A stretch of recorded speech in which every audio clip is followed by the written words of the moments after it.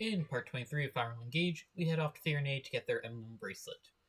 We talk with Nil and Nell on our trip about how things here are very similar to our world, but just not quite the same. But we're happy to meet Alfred and Saline, as they're always such quite quiet, nice, and peaceful people. Nil then reveals that this version of them is actually really vengeful and violent. Then we meet with one of Nil and Nell's friends and colleagues, Celestia. Now we're, of course, on guard as Lear, because Zephia, in our world, has been causing so much trouble and pain. But Celestia happily greets us, and she's just happy to see the Divine Dragon alive again. Definitely reborn, since Sombron couldn't have permanently killed the real one, right? Yeah, we have to break the news to her, and while she's sad, she apologizes for getting so emotional. Much like Nell and Nil, Celestia had a close bond with this world's Lear and didn't really think about the logic of the Divine Dragon being reborn many years after their death. We then cut to Firenze Castle, where Saline is talking about how everything's basically gone downhill since the Divine Dragon died, and is pressuring her brother to invade Barodia to take some of the resources, since everything's going bad in Firenze as well. Alfred is kind of nervous, so Saline says that she'll simply walk in there herself without any backup since her brother doesn't want to risk too many lives with a war.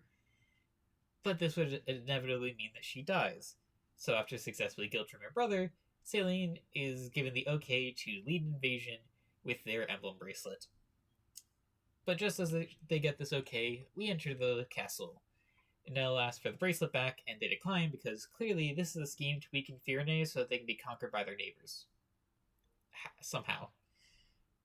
Alir then shows up to see if, hey, maybe he can calm down the royals, but they just claim fake news and that we're actually a corrupted version of the real one, although somehow that changed our gender.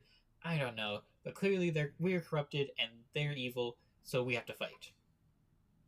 So we start the map and we get another new unit on our side, Celestia. She's a flying unit that focuses on swords and magic with a decent mixed stats and surprisingly good defenses for being sort of a mage. So I start the map and I decide to bring Alfred and Saline to this map because there's unique dialogue if they fight themselves. So we start the map and our units are divided to an upper and lower group, with Alfred being on the upper half and Saline being on the bottom half of the end of the map. Now this map isn't too difficult apart from one little thing. This map introduces one of the other new classes from the DLCs. We saw the Mage Cannoneer back with Emblem Veronica. Well, this one introduces the Enchanters. They're kind of weak stat-wise, but they can provide buff to allies by consuming an item or a weapon. This is annoying as there are too many effects to logically keep track of. I mean, there are 14 different item effects and 5 different weapon effects. And some are simple, like raising speed and give them immunity to freeze, and others are reflect physical or magical damage done for an entire turn. Enchanters also like to move before everybody in their turn, so there are times where I think I'm safe, an enchanter would move up to like an enemy mage, give them a reflect physical, and then the mage would go suicide charge into one of my units.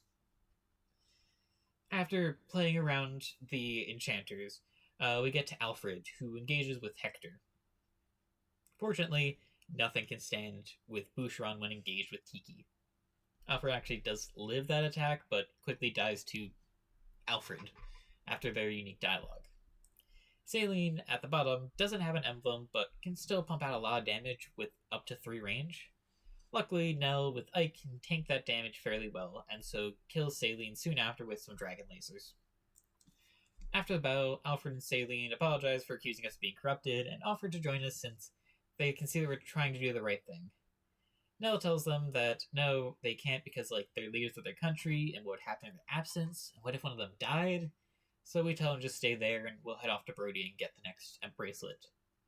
We then get another flashback where we learn that Sombron has been having his children fight to the death and killing off the weakest one, and Nil is scared because he's weak and so he'll never die, but Nell promises to protect him no matter what.